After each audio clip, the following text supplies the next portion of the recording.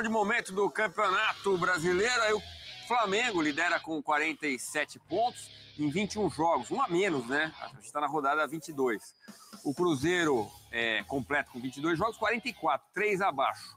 Palmeiras 43 com 20 jogos, assim como o Bahia tomou a goleada do Mirassol, 36 pontos para o Bahia. Botafogo e Mirassol 35, esse é o G6. São Paulo 32, Bragantino 30, Fluminense 28, Internacional foi a 27 pontos.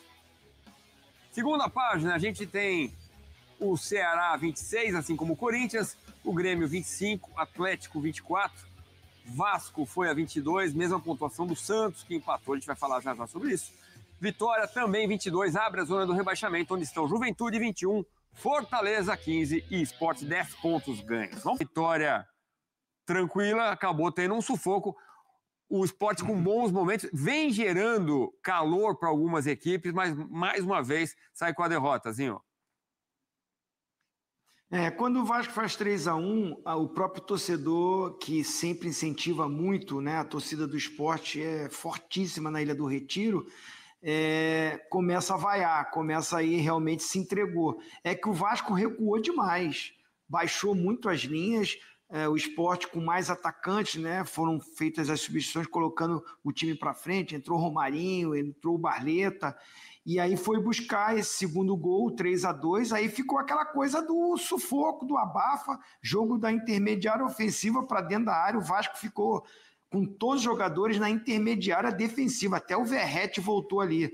O Diniz colocou o David em campo, colocou a estreia do Matheus França, né? Que vem para o Vasco da Gama. O Coutinho cansou, ele mexeu, tirou o Nuno também, que já estava desgastado, e aí só deu Sport no final do jogo, foi um sufoco incrível, o Vasco segurou esse resultado que foi fundamental para o Vasco, ele sai da zona de rebaixamento, dá um salto na tabela, e o Sport continua afundado, só ganhou um jogo no campeonato e foi fora de casa, não ganhou na Ilha do Retiro. Eu até vou ver com a nossa produção, Camila, o Ilan, o pessoal, se a gente consegue pôr a contusão do Jair, que é preocupante, né? Ele ficou tanto tempo fora do Vasco e a suspeita de ligamento cruzado, Zinho, seria uma pena, né? Tomara que se recupere rapidamente. Tomara. É um baita de um profissional, eu o conheço pessoalmente, né? É meu vizinho, mora aqui no meu condomínio, é um garoto maravilhoso. Desejo aí que não seja, né, nada tão grave, porque realmente, como você falou, ele já ficou fora há muito tempo, é um cara muito profissional, muito sério, né? Um atleta nessa índole, né? O comportamento, a gente torce ainda mais para que ele se recupere o mais rápido possível. Foi uma entrada do Aderlan, aos 31 minutos do primeiro tempo, aí entrou o Matheus Carvalho, o Cocão, né, no lugar dele. O Vasco teve aquele momento exuberante contra o Santos. Grandes momentos do Vasco, né? Tá faltando consolidar, né, Zinho? A fala que o Fernandinho sempre diz, o Vasco vem jogando bem, o Vasco vem evoluindo, mas não mantém uma regularidade de resultado. A gente falou aqui, o primeiro tempo e boa parte do jogo, até do segundo tempo, o Vasco foi superior ao Sport.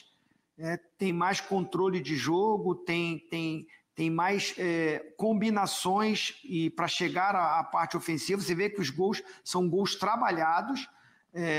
Teve o pênalti, mas também é uma jogada que o Vasco cria para sofrer o pênalti. E aí, no próprio jogo, aquela coisa de garantir o resultado, o Diniz bem agitado na beira do campo, cobrando muitos jogadores, mas o time realmente caiu de produção. Nessa reta final ali, o Sport quase que chega ao empate. Depois da vitória contra o Santos, todos esperavam que o Vasco mantivesse o bom rendimento, colhendo bons resultados. Pegou um Corinthians em casa, em São Januário, e perde para um time bem mesclado do Corinthians, né? Aí vai jogar contra o Juventude fora de casa, concorrente direto, perde também fora de casa. Aí vem de novo a pressão e a cobrança. Essa vitória traz uma tranquilidade para o Diniz trabalhar nessa reta final aí, nessa data FIFA, no caso, porque na volta vai pegar nada mais, nada menos que o Botafogo para decidir a vaga na Copa do Brasil. Botafogo que goleou o Bragantino com autoridade nesse sábado, né? Ô, Zinho, rapidinho, você falou do Matheus França, jogador com história no Flamengo, estreou, jogou só um pouco, né, na reta final da partida, mas discreto ainda, né? O torcedor com muita esperança de ver o Matheus França brilhando, ainda não mostrou muito. Não, ele é um jogador, acabou de chegar, né? Só treinou, entrou no segundo tempo, no momento que o Vasco não tinha bola, não tinha posse de bola. Foi no momento do abafa e do sufoco do Sport. Então ele trabalhou mais defensivamente, que não é a característica dele, do que ofensivamente. É um jogador que tem talento, tem habilidade, tem o drible, vai para cima, né? Um meia atacante, consegue jogar pelo lado do campo. Acho que vai contribuir muito para o Vasco. Boa. E as polêmicas? Sempre tem, né? E aí a gente convoca a Renata Ruel. Cadê? Aqui. Chega mais, Rê. Conta pra gente. O que você achou dos lances? Um Sport Vasco cheio de polêmicas. 2 pênaltis marcados no campo de jogo. O primeiro a favor do Sport, onde a gente vê ali uma disputa por bola, o jogador atravessa o outro, a bola já estava na mão do goleiro, pelas imagens que nós temos, nem toque direito eu consigo ver ali. Se há um toque, provavelmente é mínimo, e não digo que seria o suficiente para derrubar o jogador. Eu não vejo penalidade a ser marcada para o Sport no primeiro tempo. Depois nós temos um pênalti marcado para o Vasco. O jogador já ocupa aquele espaço. Ele não vai sair e falar assim, ó, tô te dando licença para passar. Nem a regra que é isso. E aí também um braço em cima ou qualquer coisa ali não gera impacto nenhum no atacante. Para mim, 2 pênaltis mal marcados pela arbitragem, onde o VAR sequer sugeriu revisão e manteve a decisão do campo. Bem polêmica a arbitragem hoje do Rafael Claus. Pelo menos um para cada lado, né? Vamos para o intervalo rapidinho, a gente já volta com o Roger Machado falando sobre a vitória do Inter e muito mais. E tá aí, você viu nesse momento as palavras da Renata Ruel, analisando um pouquinho sobre esses lances aí. E, cara, sinceramente, o do Vasco, eu achei ali, em cima do Lucas Freitas, no caso, né, o que ele sofreu, eu achei pênalti sim. Já em relação ao do Sport, cara, foi até vergonhoso. Há quem diga até que foi o maior escândalo da história do futebol, ou então dessa temporada de 2025, né? Foi um negócio bastante complicado, o Vasco venceu o Sport por 3-2, quase que eu falei 3-1, né? 3-2, o Vasco sofreu muito, o Lucas Freitas, inclusive, foi o principal nome dessa partida em vários sentidos.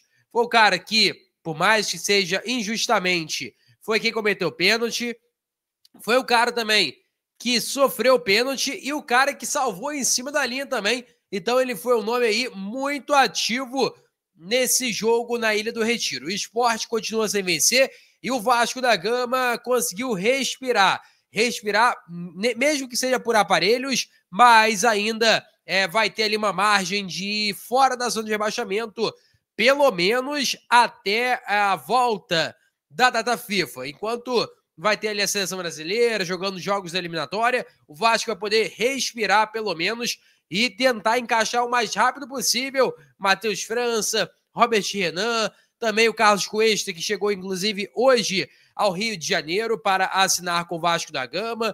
A tendência é que ele já assine amanhã no máximo, já esteja tudo certo e em breve ele fique regularizado no BID da CBF para que o próximo jogo do Vasco no Brasileiro ele já esteja à disposição.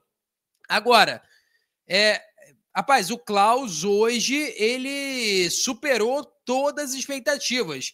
Quem achava que seria ruim foi pior do que isso.